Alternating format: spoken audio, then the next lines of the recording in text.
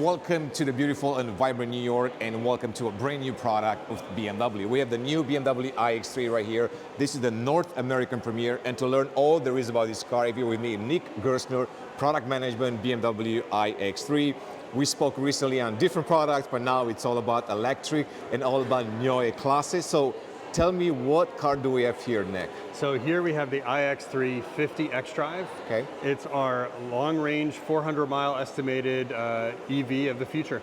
Okay, so tell me more about Neue Klasse and the iX3. So this car is coming to the US next summer. Have you decided what month, or that's still to be determined? Still to be determined, so summertime next year. Okay, and now you said it's the iX350. We've talked about the EPA range around 400 miles. Let's talk about charging, because I know this car comes with an 800 volts architecture, but what are the benefits of that architecture? So benefits of the architecture allows you to charge much faster, not just go further, but charge faster. Okay. So at a 400 kilowatt charger, you can go from 10 to 80% state of charge in 21 minutes. Okay. And you can add around 175 miles of charge just in 10 minutes alone. Since we're talking about charging, will this car be able to charge on the Tesla supercharger network? Yes, so with every single car, we've added the NACS charging standard inlet. Okay. So you will have access to the Tesla supercharger network, in addition to all the other chargers that you might know and be familiar with already. And will you implement this plug-and-charge technology that you have today with Electrify America? Yeah, so basically right in the My BMW app, you'll have access to all of these. They'll show up as points of interest in the navigation, so you don't need to download any other apps. You can do it right all in the My BMW app. Right, now when we're talking about this particular car, I can see that this one has the M Sport package. Yes. How does it differentiate from the base model once you add that M Sport package? Yeah, so a few things. So generally, we follow our typical M Sport package philosophy. So different front air inlets, more aggressive, more sporty. It also unlocks a few options, so you will be able to get the adaptive M suspension, and different interior options become available as well, such as the Viganza with M-Tex seats. Okay, as far as the wheels, will you get special wheels with the M Sport package, or they're separate? Yeah, so there will be specific M Sport wheels that you'll be able to get that are standard with the M Sport package. Okay. The wheels range from 20 to 22 inches. Okay. So yeah, definitely styling will be unlocked with the M Sport package. Calipers, can you change the color on the calipers? With the M Sport Pro package. So let's talk about that one. So, because it's always confusing. So base package, M Sport Pro. Yeah. What's the delta between M Sport and M Sport Pro? So a few things. So you get the red calipers to signify that you spent a little bit extra money, but if you don't like the red, you can always change back to blue. Okay. There's an additional steering wheel, so the kind of two-spoke, more sporty the steering wheel. 4 and 8 kind of spokes, or 4 whatever and they were. 8, yeah, exactly, Okay, try to get used to that one. Yep. Okay. And then some other differentiators on the outside, so black mirror caps, some black spoiler for the M Sport Package Pro in the back. Diffuser is black as well, so a little bit of differentiation when it comes to outside. Kidney stays the same, or it goes towards more of a black color? Yeah, so it goes more toward the black jewel tone here, so it's not as bright. It's a little bit more dark and shadow-like, but it will still have be able to get the illumination in it. Gotcha. Now, let's talk about what you will offer in the US. So the iX350, it's the first model that will come to the US. Will you have additional variants at some point in the future? Yeah, so we'll have additional single motor and dual motor variants coming early 2027. And so we'll have to wait to see some more information about that But later. no price point yet decided on that? No, it's a bit too early right now. So they are coming, but we'll have more information later. What about this one? What's the price point on this particular model? So we don't have anything announced yet, but around $60,000. Okay, $60,000. Perfect. Okay, and this is the dual motor setup in this car. That's right. What's the performance on this one? So 4.7 seconds, 0 to 60, 463 horsepower. So really quick, what you know and love from BMW. So it's not kind of an entry model performance level. So all the range, performance, and everything that you'd want. Not to mention the all-new Heart of Joy module, which I'm sure you've talked about before, but just sharpening that driving experience even further. So let's move a little bit closer, because I want to talk about colors, right? Sure. So we have a brand new color here. I've seen the blue one. I think it's called Ocean Wave Blue, and then Space Silver.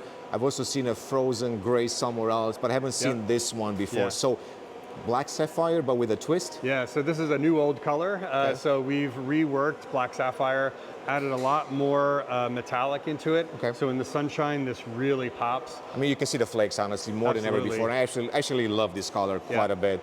It really makes the car be even bolder than it actually is. Yeah. And we've got a lot of great colors that have a lot of depth when they get into the sun. Okay.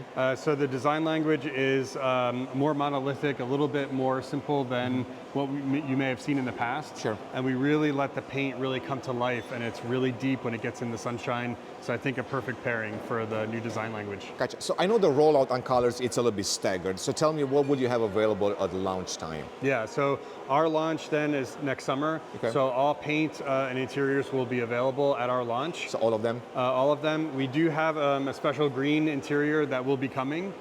So right around launch, you'll be able to order that. So everything should be available at launch. Do you remember all of them? So fire red, black sapphire, alpine white, ocean way blue, space silver. Green. Okay. Yep. And anything else from individual? Our typical black and white, of course. So alpine and individual colors will become available. Yes. Will you have an infinite number of colors for individual, or will it be something that's predefined? No, I think predefined, just like our normal individual paints are right now, that you'll be able to select which ones that you want. So no color matching right away, but nice. but we're working in that direction. Now, when it comes to the interior, we're going to hop inside and talk about that as well.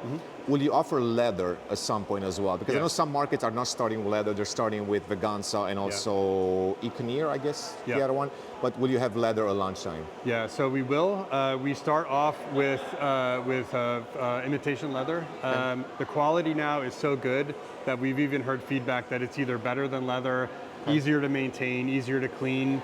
And so this is very popular, especially in the iX3 segment. But yes, we will offer leather for those customers that really want the look, feel, and smell of real leather.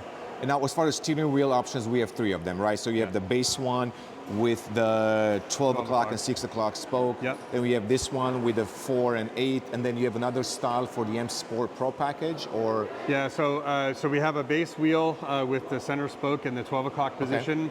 We have part of the M Sport package is a different variation of that. So a little bit more sporty, a little more contoured, but it has the 12 o'clock spoke. With the M Sport package, you'll be able to option this steering wheel, but this steering wheel also comes with the M Sport Pro package. Gotcha. Okay. Any other packages you'll offer in the US that I can think about it right now that's interesting or maybe unique to this car? Because I know you're trying to match what you offer on the G45 X3, but there is something that's different than that offering, basically. So I think one big thing is the glass roof. So we really take our customer feedback into account. And the glass roof is optional. We understand some people live in Arizona and other sunny places. Although this is one of the best roofs in the industry in terms of solar reflectance, UV reflectance, etc. It is an option. So even if you get a package that includes the roof, we always have a delete option in case you don't want the glass roof, you just want the solid roof. And for those that maybe want the roof some part of the year, we will offer a shade that you can clip in so it blocks out all of the light. And then you have the choice of if you want the sunshine or if you want it covered up. So I'm happy that you mentioned the customer feedback because I have a lot here. I'm going to read some of them. It's things that people want to know when they're ordering the car. So I'm going to start with the first one. You're offering heated seats up front, but what about heated seats for the bench in the back? Yeah, so heated seats in the front are standard. So we feel any car of this class should have heated seats in the base. In the rear, they're not available just yet. So we're working to see if we can make this happen. But at launch. By lunchtime. But at launch, no. Okay, so at launch, no, a little bit later, but you don't have a timeline on that be available. So if people are interested in buying the car, they shouldn't wait because we don't know when it's coming. Gotcha. What about ventilated seats? Same thing. So we're looking for a technical solution here. Probably not available at launch, but we'll see what we can do down the road. A huge topic with this car, which should have probably talked about it during the charging section, is bi-directional charging. In some markets, the UK is starting the process of ordering right now, Germany as well, and they're not able to get, I'm going to read this, V2L and V2G basically. which require a 22 kilowatts onboard charger. Yeah. Will the US have the same problem with the launch time? No, so we wanted to have a very robust profile, even in the standard vehicle, and we didn't want anybody to wonder if they had this capability or not. Yeah. So the Charging Professional package is included in the base of our US cars. Okay. So every single iX350 will have the capability with the proper adapters to charge V to X, V to G, V to L. So the capability will be built into every single car. Okay. In terms of like powering your house in a power outage, et cetera, that will require some additional equipment like the wall box that's coming, but the capability will be built into the car. Gotcha. And I know a lot of people, actually I didn't know this, a lot of people care about this apparently, getting the M Sport seat belts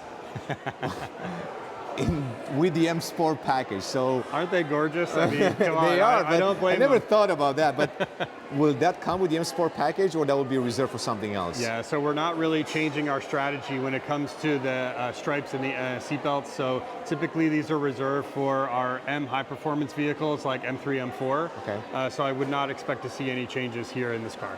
So basically, if there will be a higher performance version of the iX3, it might have the seat belts, basically. I'm just saying they won't be on this one. Got it. Good one. Okay, so that was that. Then the other one that I guess a lot of people want in the US, it's really the LED matrix, the adaptive beams on the car. Will we finally get it on the iX3? That's interesting. So I don't think you'll find this on any manufacturer. Because even though the law was opened up a little bit in the US, it was done in a way that it's not feasible to actually make it work in the US. And this is why you haven't seen the other manufacturers do it as well. So it's not just a vehicle issue, it's compliance with the law. Of course, we want to comply with all the laws. Yep. So for the time being, it won't be offered. But again, same as all the manufacturers, so we're all kind of in the same position. Okay, so before we hop inside the car, I want to talk about Panoramic Drive and the new iDrive X. Is there a front trunk Yes. on this car? Do you want to see it? I want to see it. Actually, how big is it though? Yeah, so we still have, we're translating into like cubic feet because we have SAE dimensions, I think it's like et cetera. 17 liter from what I remember from the European spec. Yeah, so I think it's around almost, it's just under 2 cubic feet of space in here. So let me open the front and we'll check it out. Before you open it from the inside, because I know how to open it from inside. Yeah. Somebody asked me if you can open it from the key fob. No, unfortunately. No, so it's actually a mechanical pull. Yeah. All right. So we have safety requirements, so double latching. Okay. So that's still in place, and that's why you can pull the double pull inside, and then you can have access to the front. Okay, then I'm going to let you do it, and then I'll just open it up, and then we can take a look at that.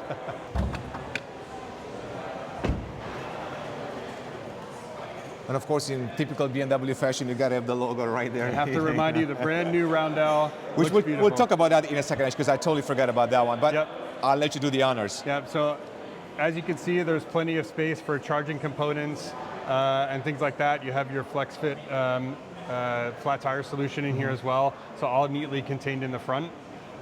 You can fit a gym bag, etc. So sometimes you're not carrying your charging cable around all the time, so it really gives you a nice space up here. And it's waterproof, weatherproof. Yeah, so we seal it here. Okay. There's little drain plugs, so if you wanted to fill it with ice and put some drinks for a tailgate, you could do that too. Gotcha. And I'm happy that you actually put a max load on it, because honestly, if I would fit my backpack in here, it might be small enough to fit in there, but it's definitely heavier than 10 kilos with all the equipment, so that's kind of cool. Yeah.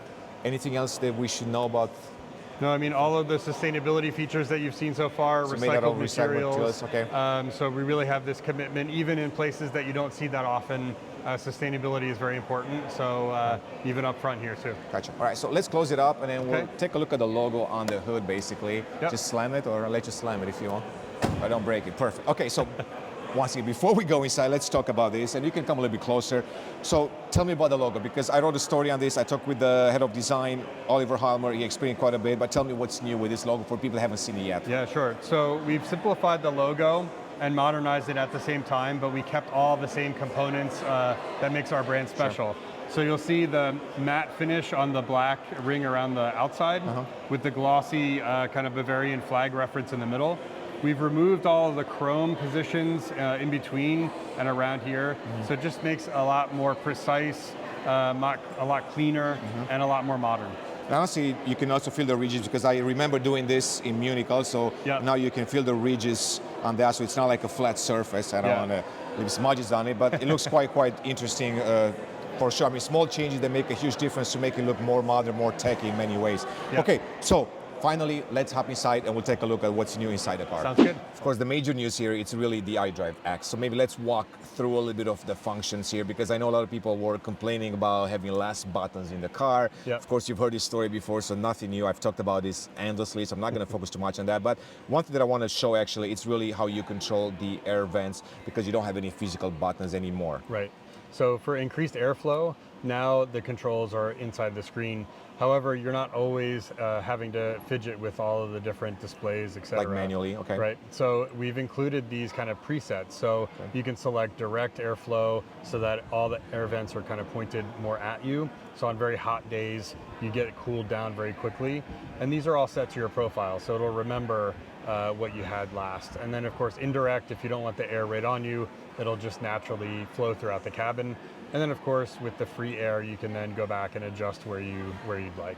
And I guess from a usability perspective, you also made it a little bit easier to control the temperature, right? Because I know in iDrive 8.5, you got to go to the screen, and then it's a bit more complicated. Yeah. But now it's right on the screen, and you can basically do this. The other thing that I've noticed, actually, when I was using this car in Munich, I don't know if you noticed it too, you can actually touch the screen in two different places, and you will recognize the commands. Because before, you could only do it one at a time, but now if I do this, you can actually do this too, and it actually works, which is exactly. Interesting. Large improvements. You can also control heated seats and steering wheel right from a single touch. So brings up this menu, and you also have a shortcut to all the most used climate functions, including max AC. And what I like about this iDrive X, not to promote it too much, I mean, it's a huge improvement, definitely over 8.5. It's also the fact that every single icon right now, from what I know, does something. So if you click on something, it will bring up a menu or a contextual menu.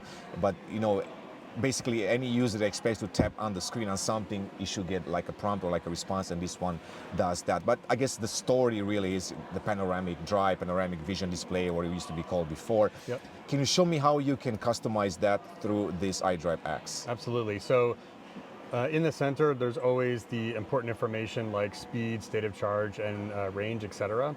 But on all of the central and other passenger sides, you can customize these with any widget that you'd like.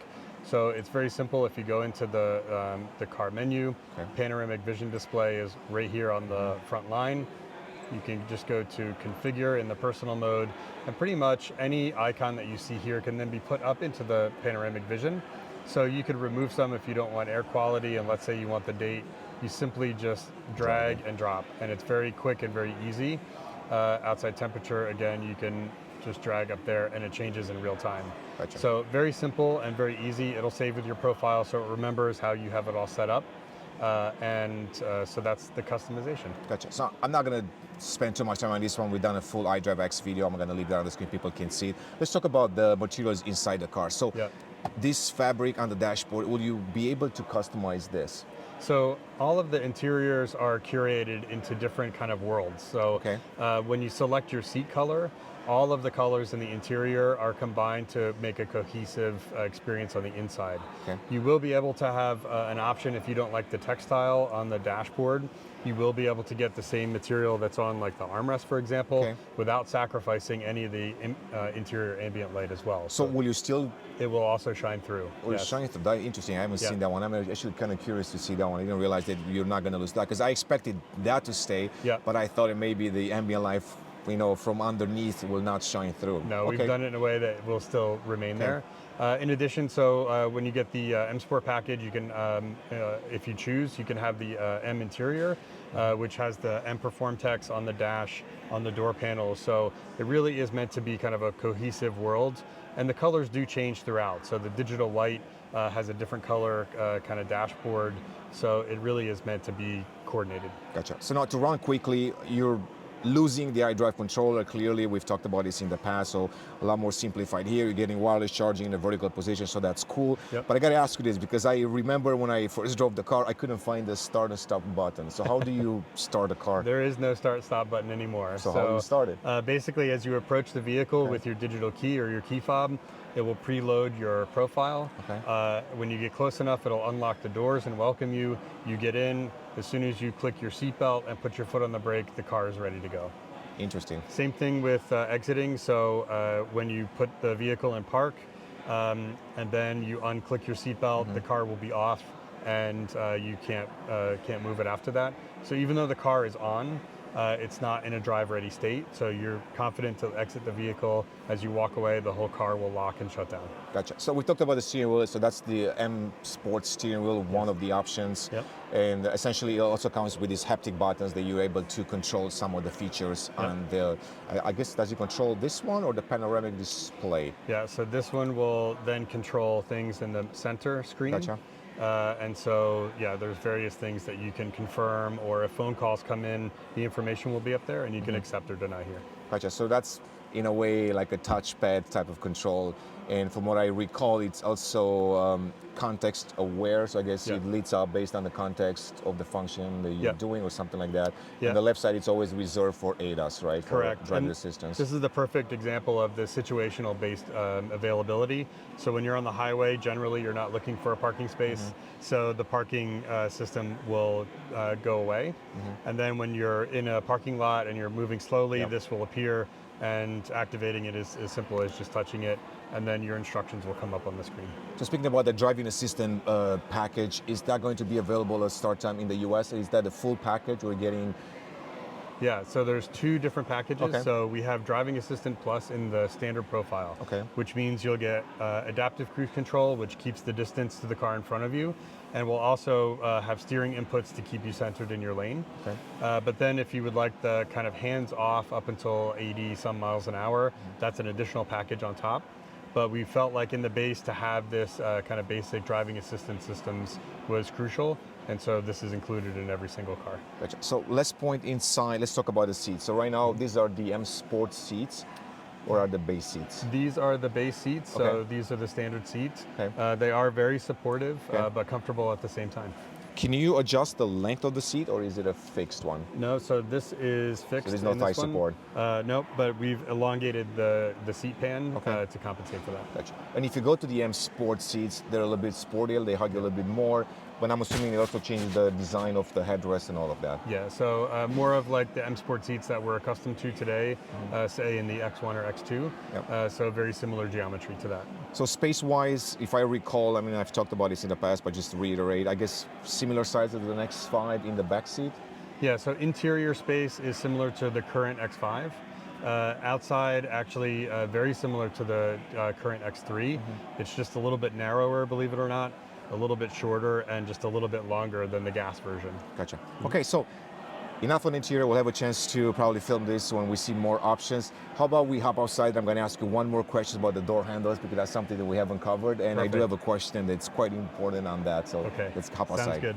All right, so new door handles on the car. Of course, the question was, one, what happens if you run out of battery on your key fob and you're not able to retract the door to get in? Is there a fail-safe mechanism? Of course. So normally when the vehicle is locked, the door handles are flush. If there's no power or anything, you can actually push on one side and the door will pop out a little bit, and then you can extend the handle. That'll give you access then to, there's a little keyhole, so just normally, as you would in any other BMW, you just pull it out you of can the key fob.